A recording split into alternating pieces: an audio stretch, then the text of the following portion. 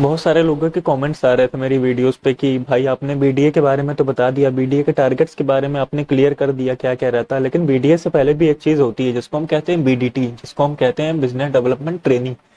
आप ट्रेनी के जो टारगेट्स होते हैं, जो ट्रेनी के फीचर्स होते हैं, उसको अगर आप अकम्प्लिश कर लेते हो तभी आप बीडीए में शिफ्ट होते हो।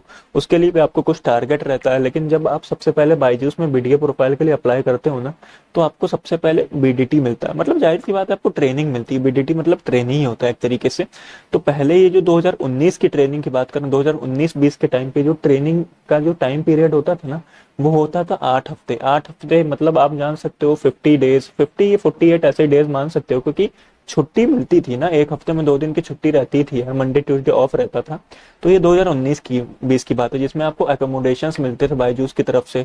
लैपटॉप मिलता था आपको, साथ ही होटल मिलता था रहने के लिए, स्टे करने के लिए, ब्रेकफास्ट वगैरह सब कुछ प्रोवाइड करते थे वो लोग। लेकिन जब से ये कोविड आया ना, कोविड के टाइम से इवन अभी तक, जो अब 2022 चल, अभी तक भी वर्क फ्रॉम होम की ट्रेनिंग दे रहे हैं। मतलब आपके पास ये अपॉर्चुनिटी है बायजूस में, आप अप्लाई करो, आपका इंटरव्यू जो होगा, जूम पे इंटरव्यू वगैरह जो कंडक्ट होता है वो सारा आपका ऑनलाइन हो जाएगा। इवन आपकी जो ट्रेनिंग रहती है, पहले 8 हफ्तों की रहती थी, अब 6 हफ्तों की रहेगी। अब स्टार्टिंग के जो 2 हफ्ते रहते हैं, मतलब 2 हफ्ते में कितने दिन हो गए आप जान जाओ, 14 दिन। 14 दिन में आपके 4 दिन ऑफ रहता है, क्योंकि एक हफ्ते में आपका मंडे ट्यूसडे ऑफ रहता है, मंडे ट्यूसडे ऑफ रहेगा, बचे 5 दिन। 5 दिन में आपको वर्किंग वो लोग सिखाते हैं आपको स्टार्टिंग डेज में। देखो, 2 फैक्टर्स होते हैं, आपकी जो ट्रेनिंग है वो भी डिवाइड है।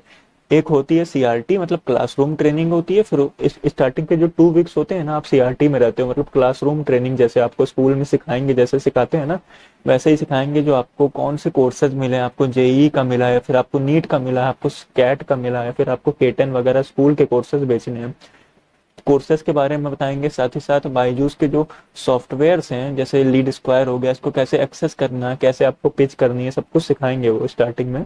सब कुछ तो नहीं, आप 7 दिन 8 दिन 10 दिन में क्या ही सीख लोगे। फिर उसके बाद आपको ऑन द जॉब ट्रेनिंग, जिसको हम कहते हैं ओजीटी, आप ओजीटी में शिफ्ट हो जाओगे। ओजीटी में आपको शिफ्ट होने के लिए आपके मैनेजर का जो बीडीटीएम रहते हैं ना, उनका फीडबैक बहुत इंपॉर्टेंट प्ले रोल करता है कि आपकी पिच कैसी है, वो सब कॉल रिकॉर्ड होती है ना। तो ओजीटी बेसिकली अगर आपको मिल गया, मान लो 2 हफ्ते के बाद आप ओजीटी में चले जाते हो, ऑन द जॉब ट्रेनिंग में।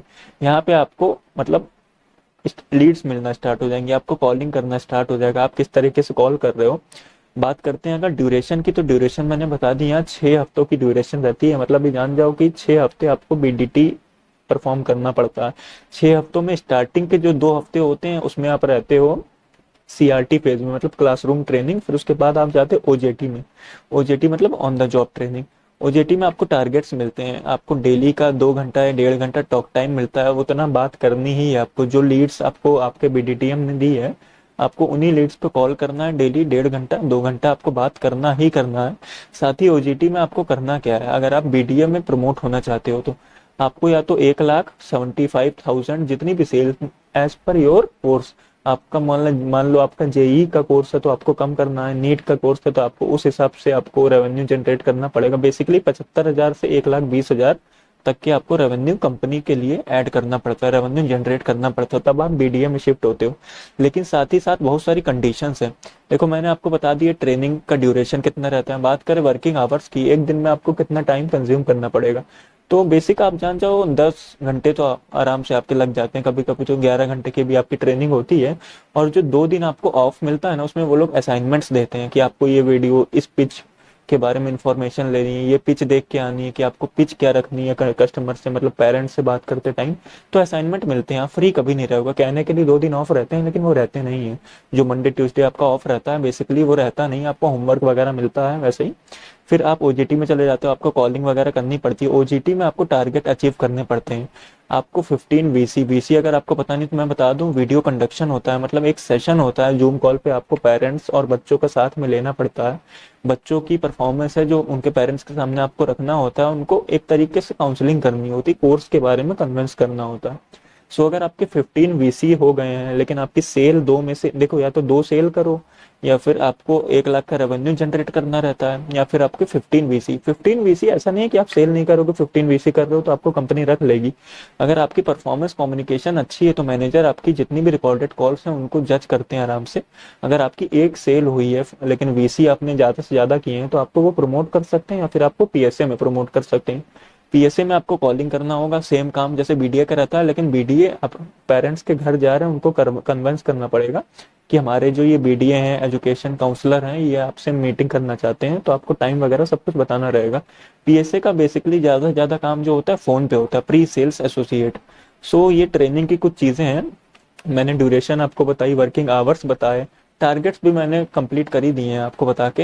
लेकिन लास्ट जो चीज़ बचती है ना, लास्ट वो है कि सैलरी कितनी मिलती है आपको। पे स्लिप अगर आपका ऑफर लेटर आया होगा तो उसमें पता चलता है कि सैलरी मतलब जो आपकी रहती है ट्रेनिंग के टाइम पे वो 26,000 लिख के आता हो, 26,000 या 25,500। लेकिन वो कट कट के या फिर कभी ना कभी आपकी एबसेंट भी लग जाती है, तो 21,000 या 22,000 के अप्रोक्स इसके बीच में आपकी जो बैंक में क्रेडिट होता है ना, 21,000 या फिर 22,000 आपको बैंक में आता है। लेकिन साथ में अगर आपने सेल्स भी कंप्लीट की है, मतलब 21,000 तो फिक्स आएगी, 22,000 फिक्स आएगी। लेकिन अगर आपने सेल कंप्लीट की, मान लो आपने 1 लाख की सेल कर दी, तो 1 लाख का जो 10% होता है यानी कि 10,000, 21,000 तो आएगा ही फिक्स, प्लस 10,000 उसमें एड ऑन हो जाएगा। तो आपको टोटल 31,000 आपके बैंक में क्रेडिट होंगे, साथ ही साथ आप बीडीए में प्रमोट भी कर दिए जाओगे। ये पूरी जर्नी होती है बीडीटी की, ये मैंने सोचा कि कवर कर देता हूँ, बहुत सारे लोगों के लिए हेल्पफुल होगी। अगर आपके लिए हेल्पफुल है तो कमेंट करके बताओ। और आप बायजूस में किस प्रोफाइल में वर्क कर रहे हो, कोई भी बायजूस से रिलेटेड क्वेरीज हो तो मेरे कमेंट बॉक्स में पूछ लिया करो, शर्माया मत करो, आप लोग आप ही के लिए बैठे हैं हम यहाँ पे। मिलते हैं नेक्स्ट वीडियो में, bye bye, take care, channel subscribe कर देना यार।